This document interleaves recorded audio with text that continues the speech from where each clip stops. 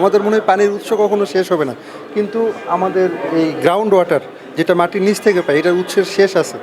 আর আমরা ইজিলি পাইলে এটা মনে করি না, কিন্তু এই দুর্গম এলাকাগুলোতে লক্ষ্য করলে বোঝা যায় যে পানিটা মানে মানুষের জীবন কেন, আর এটা কতটুকু স্ক্যারসিটি, কতটুকু সংগ্রাম করতে হয় এক ফোঁটা পানির জন্য।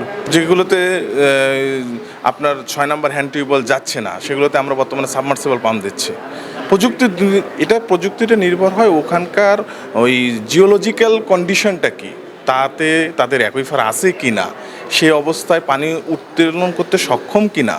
যেখানে যে অবস্থায় অ্যাকুইফার পাওয়া গেছে, যদি অগভীরে মানে শ্যালোতে পাওয়া যায় সেখানে আমরা শ্যালো টিউবওয়েল দিচ্ছি, যদি গভীরে যেতে হয় তাহলে গভীরে। এবং স্যার যেটা বললো, মির্জা ফখরুল স্যার যে মন্ত্রী আমাদের বললো যে সারফেস ওয়াটার, আমরা সারফেস ওয়াটার নিয়ে ট্রিটমেন্ট নিয়েও কাজ করতেছি বর্তমানে ডিপিএইচতে।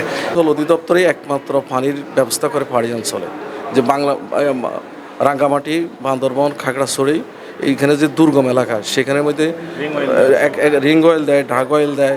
পানির কষ্ট, প্রচণ্ড কষ্ট। একদিকে এক হলেও নিচে পাথর স্তর, শক্ত মাটির স্তর ভেদ করে যাওয়া কঠিন, আবার অনেক উপরে উঠতে হয়। মানুষগুলো থাকে তো পাহাড়ের উপরে পাদদেশে, সেখান থেকে নাইবা আসা পানি নেওয়া, আবার সেখানে যাই আবার পানির নিজেরা জীবন ধারণ করা অনেক কষ্টকর।